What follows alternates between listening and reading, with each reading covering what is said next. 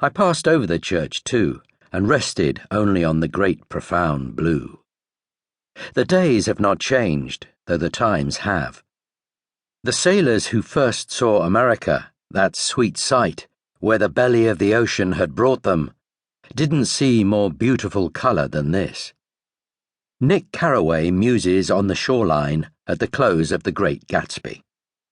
And as the moon rose higher, the inessential houses began to melt away, until gradually I became aware of the old island here that flowered once for Dutch sailors' eyes, a fresh green breast of the new world. The trees that had made way for Gatsby's house had once pandered in whispers to the last and greatest of all human dreams. For a transitory, enchanted moment, man must have held his breath in the presence of this continent, face to face for the last time in history with something commensurate to his capacity for wonder. One man is reflecting at day's end, and one at day's beginning.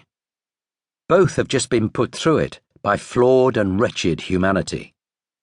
Carraway has been to several funerals, and Augie has had a close shave while helping a girl who isn't his girlfriend to survive an illegal abortion.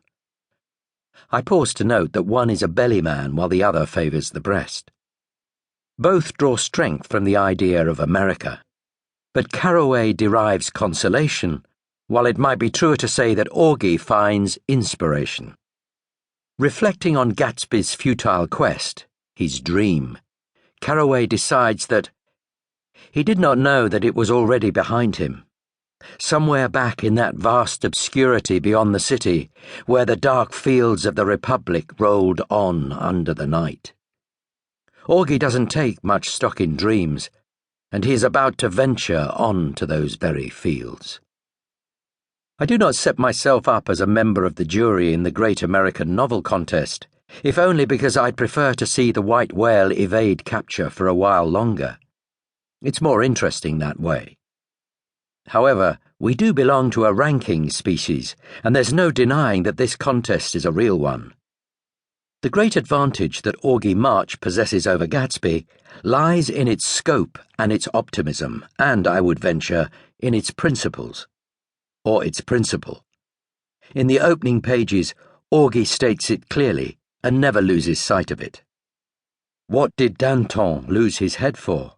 Or why was there a Napoleon, if it wasn't to make a nobility of us all? And this universal eligibility to be noble, taught everywhere, was what gave Simon heirs of honour.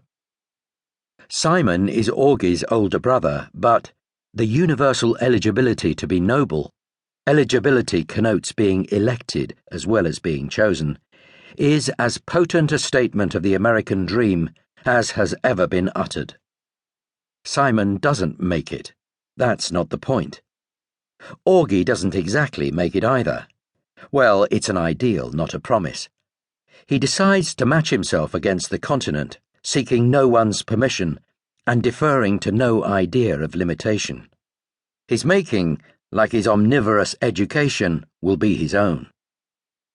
This was the first time in American literature that an immigrant would act and think like a rightful discoverer or a pioneer. The paradox of the American immigrant experience had hitherto been exactly this, that so many of them came to the New World in order not to spread their wings, but to adapt, to conform, to fit in. When we are first introduced to Augie, he is in cramped conditions. A poor Jewish family semi-stifled by its own warmth and replete with dreads about the wider world. Our hero doesn't know any better than this, and yet he does know. I am an American, Chicago-born, he proclaims in the very first line of his narrative. It's important to understand what this assertion meant when it was made, both to Bellow himself and to the audiences he had in mind. Barely a half-century before The Adventures of Augie March was published, Henry James had returned to New York and found its new character unsettling in the extreme. In The American Scene, published in 1905, he registered the revulsion he felt at having to share the